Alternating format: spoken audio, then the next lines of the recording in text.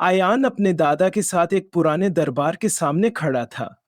महल की दीवारों पर बेलें लिपटी हुई थीं और दरवाजे गुर्दो गुबार से भरे हुए थे, लेकिन एक दरवाजा बिल्कुल साफ सुथरा था, जैसे किसी ने अभी अभी उसे चमकाया हो।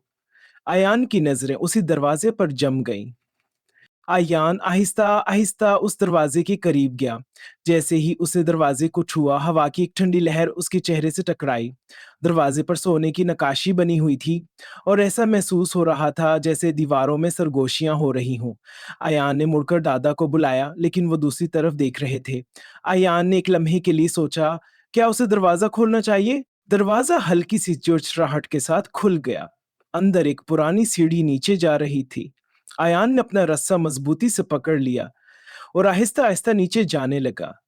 सीढ़ियों की दीवारों पर कदीम निशानात चमक रहे थे, जैसे कोई पोशीदा ताकत वहां छुपी हो। उसके कदमों की आहट सुनसान राहदारी में गूंज रही थी। नीचे पहुंचकर अयान ने देखा कि एक बड़ा सा कमरा उसके सामने था, जिसमें खजाने, पुरानी तस्वीरें और अजीबो-गरीब अशिया पड़ी थीं। लेकिन सबसे हैरानकुन चीज वो था जो कमरे के बीच में खड़ा था। एक रोशनी में लिपटा हुआ हैला जो किसी नौजवान शहजादे की मानंद लग रहा था।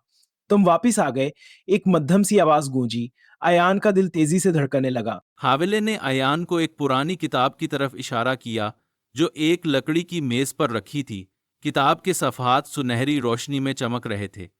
जैसे ही अयान ने उसे खोला, हरूफ खुद ब खुद उभरने लगे। वो एक ऐसी कहानी थी जो सदियों पहले दरबार में दफन हो चुकी थी। एक धोखे की कहानी, एक खोए हुए बादशाह की कहानी और एक ना खत्म होने वाले इंतजार की कहानी। अब सब कुछ आयान के हाथ में था। क्या वो इस राज को दुनिया के सामने लाएगा, या ये हकीकत हमेशा के लिए दफन रहेगी? जैसे ही उसने किताब को मुकम्मल पढ़ा, कमरे में रोशनी तेज होने लगी। भटकती रूह की आंखों में उम्मीद चमकने लगी। आयान ने गहरी सांस ली। ये लम्हा उसकी जिंदगी बदलने वाला था।